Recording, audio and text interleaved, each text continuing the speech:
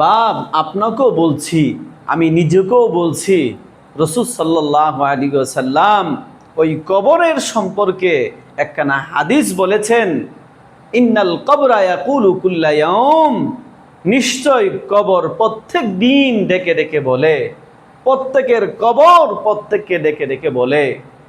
বৃদ্ধ ৮০ বৎসর ৯০ বৎসরের বৃদ্ধ বাবাজিকে যেরকম কবর বলে, সদ্য জন্ম নেওয়া নবজাতক শিশুকেও কবর ডেকে ডেকে বলে।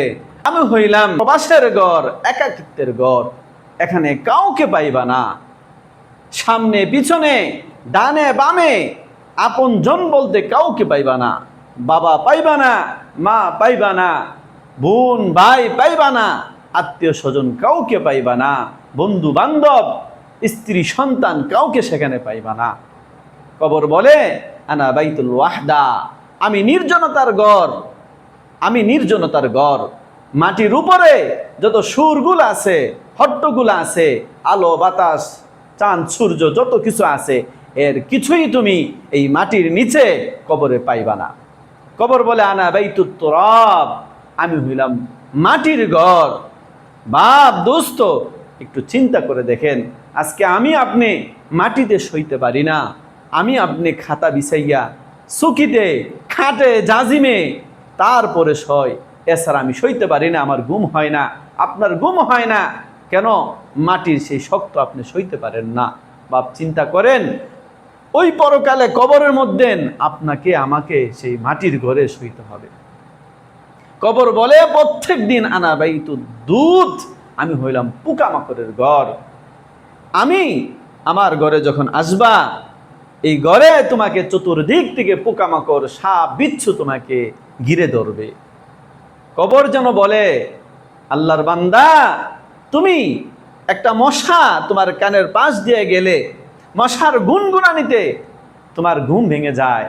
ওই মশার গুনগুনানি, মশার কামড় থেকে বাঁচার জন্য তুমি কোন সময় মশারি টানাও, কোন সময় কোয়েল দাঁড়াও, রাসূল লাগাও, কত সতর্কতা অবলম্বন করো, যাতে করে তোমার এই ৫ ঘন্টা অথবা ৬ ঘন্টা ঘুমের জন্য কোনো ডিস্টার্ব না হয়, আরামে যাতে তুমি ঘুমাইতে পারো। আব্বা একটু চিন্তা করো, ওই কবরের মধ্যে বছর কি বছর, হাজার হাজার বছর পরে থাকতে হবে। নবী বলছেন, পৃথিবীতে সর্বশেষ যে ব্যক্তিটা মৃত্যুবরণ করবে, সেও কবরের মধ্যে ৪০,০০০ বছর থাকতে হবে। তাহলে বাপ আপনি চিন্তা করেন, ওই কবরের জন্য, কবরে থাকার জন্য আপনি আমি কি সাজাইলাম। দুনিয়ার ঘর, মাটির উপরের ঘর, এটা যেমন আমার ঘর, ঠিক তদুরূপ কবর এটাও আমার ঘর। এই দুনিয়ার ঘরকে আমি খাট পালং সোফা রং টাইলস দিয়া সুন্দর করে সাজাইলাম, এসি লাগাইলাম, কত কিছু করলাম, কিন্তু এই কবরের ঘরে শান্তি থাকার জন্য আমি কি ব্যবস্থা নিলাম? কবর ঘরে সাজানোর জন্য আল্লাহর হুকুম, রসুলের তরিকা, তাসবিহ তাহলিল, নামাজ রোজা যাকাত হজ এগুলা করতে হয়, আর গুনাহ থেকে বাঁচতে হয়, তাহলেই কবরের ঘর সাজানো হয়ে যায়। বাপ ওসিকুম ওয়া ইয়া, আমি আপনাদেরকেও বলছি, আমি নিজেকেও বলছি, একটু ভাবুন।